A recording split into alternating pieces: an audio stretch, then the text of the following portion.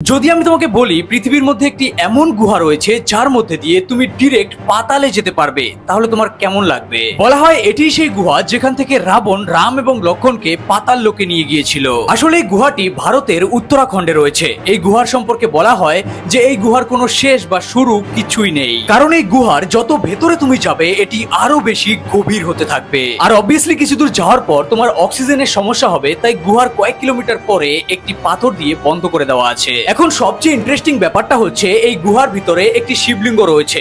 বলা হয় এই শিবলিঙ্গটা যখন গুহার টপে টাচ করবে তখন প্রলয় চলে আসবে, দেন পুরো পৃথিবী ধ্বংস হয়ে যাবে। আর অবাক করা বিষয়টা হচ্ছে এই শিবলিঙ্গর বর্তমান উচ্চতা 1.5 ফিট এবং গুহার টপ পর্যন্ত পৌঁছতে এর মাত্র 3 ফিট উচ্চতার দরকার। বলা হয় এই গুহার ভেতর গণেশ ভগবানের মাথা, কালী মায়ের জিভ, ব্রহ্মদেবের হাঁস, 1000 পা যুক্ত হাতি আর শেষ নাগের অস্তিত্ব এখনো পর্যন্ত রয়েছে। শেষে একটা কথাই বলবো, ভিডিওটি ভালো লাগলে কমেন্ট বক্সে হর হর মহাদেব অবশ্যই লিখুন।